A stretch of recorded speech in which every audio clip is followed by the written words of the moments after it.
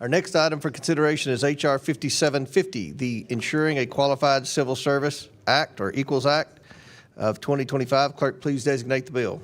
H.R. 5750, the Equals Act of 2025, a bill to amend Title V United States Code to modify probationary periods with respect to positions in the competitive service, to establish trial periods for positions in the accepted service, and for other purposes. Without objection, the bill should be considered as read and open for amendment at any point. Without objection to order, the chair recognizes himself to offer an amendment in the nature of a substitute. The clerk, please designate the amendment. An amendment in the nature of a substitute offered to H.R. 5750 is offered by Mr. Comer of Kentucky. Without objection, the amendment is considered as read, and the substitute will be considered as original text for the purposes of further amendment. I now recognize myself for 5 minutes for a statement on the bill and amendment. As the original author of the Equals Act when it passed the House with bipartisan support in the 115th Congress, it is great to see Mr. Gill renewing that momentum years later in response to calls to strengthen federal workforce quality and efficiency. President Trump noted in a recent executive order that agency approval should be required before probationary employees become tenured federal employees. This is in line with a February 2015 GAO report, which stated that the supervisory probationary period may not be long enough for the supervisor to conduct performance management responsibilities. Mr. Gill's bill incorporates this basic principle into the Equals Act. The bill provides 2-year probationary periods for competitive and accepted service positions, except preference eligibles, who would remain subject to a 1-year probationary period. Furthermore, this bill ensures that probationary periods do not automatically lead to permanent federal appointment.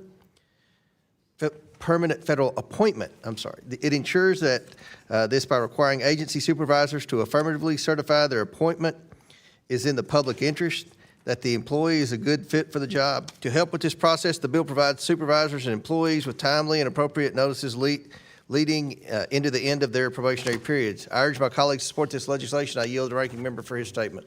Thank you, Mr. Chairman. House Democrats oppose this bill in this committee, which weakens protections for federal workers at an incredibly dangerous time. Now, early in the second Trump administration, tens of thousands of probationary federal employees, as we know, were fired. Many had many years of service, dedicating their lives to this country, but had recently also moved to new roles, thus making them probationary in their new positions. They were fired not because of poor performance, but just because the president wanted to fire federal workers, and probationary workers had a few protections. This bill would double the time during which federal employees have limited due process and appeal rights as probationary employees. During this time, they would be fired within 30 days' notice. They have limited rights to an attorney or representative, and they generally cannot appeal their removal.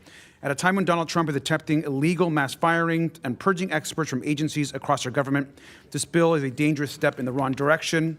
I will vote no and I yield back. Gentleman yields back. Chair now recognizes the sponsor of the bill, Representative Gill from Texas. Thank you, Chairman Comer, for your leadership on this. We appreciate it. The Biden administration prioritized sweetheart deals to the American Federation of Government Employees, and the American taxpayer suffered. There are more than 2 million civilians, non-postal employees. These employees were compensated just under $360 billion in 2023, up 31% from 2019. During this time, the federal workforce grew by more than 140,000 employees, an increase of over 7%. Spending on federal employees increased by billions of dollars, while there was little evidence of increases in services provided. The Biden administration saddled future generations with debt to award union allies. The American people suffered through an inflation crisis, while federal bureaucrats were insulated from its effects and continued receiving pay increases. This was wrong and contributed to the American people overwhelmingly electing Republicans in 2024. Since taking office, President Trump has prioritized reining in the federal bureaucracy to save American taxpayers money and ensure the federal government is effectively working for the American people. On April 24, 2025, President Trump issued Executive Order 14284, strengthening probationary periods in the federal service. The executive order states that the American people deserve a federal workforce that is high quality, efficient, dedicated to the public interest, and no larger than necessary. President Trump could not be more right.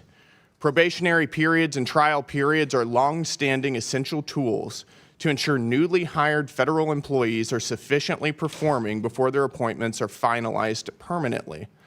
I introduced the Equals Act of 2025 to build upon President Trump's executive order.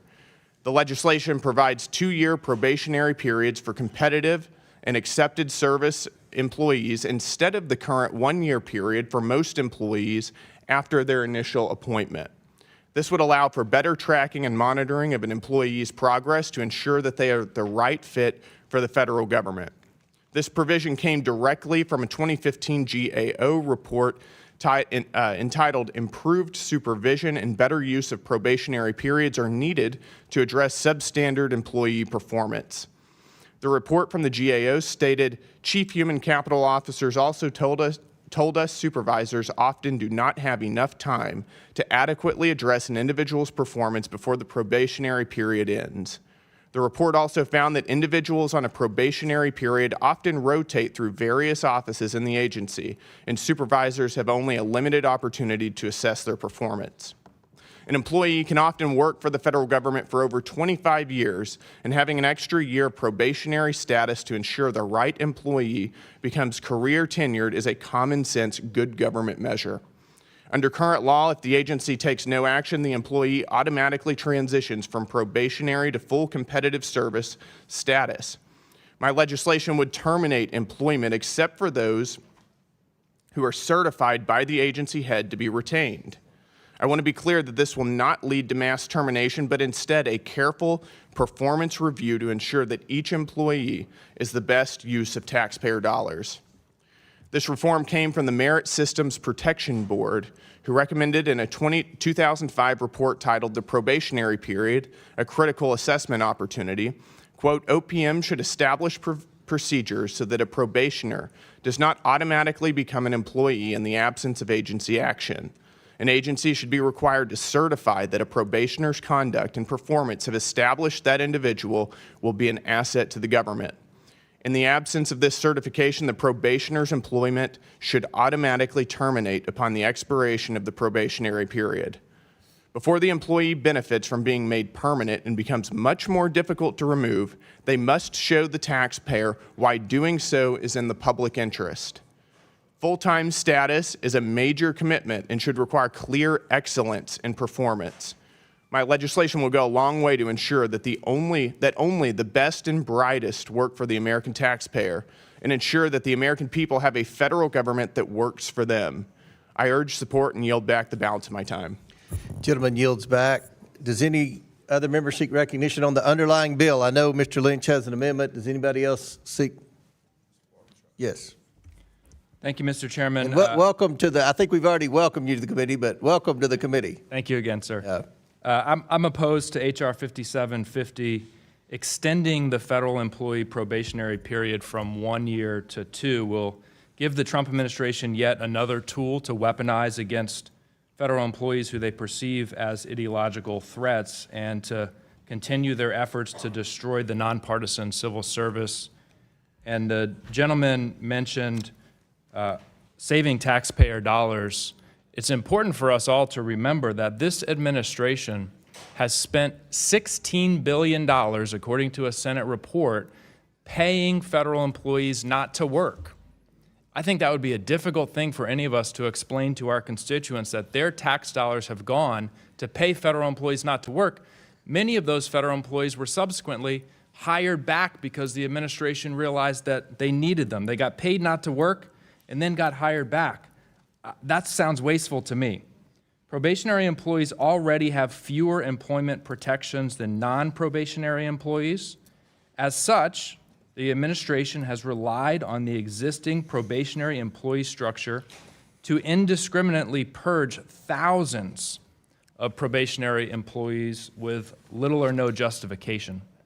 Extending the period to 2 years will allow the administration to continue this behavior, eliminating especially early career employees based on their perceived political affiliation or other subjective criteria.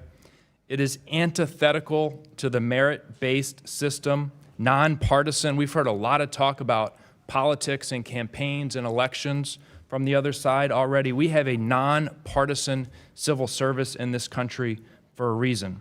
This bill would also put federal services at risk, the services that all of our constituents rely on, by allowing the further politicization of the workforce and deterring and eliminating early career talent from working for the federal government. As such, I'm opposed to the bill. Thank you, Mr. Chairman. Gentleman yields back. Chair recognizes Representative Gill for a unanimous consent request. Thank you, Mr. Chairman. I ask for unanimous consent to enter into the record the following letter of support, a letter of support from Heritage Action for H.R. 5750, the Equals Act. Without objection, so ordered.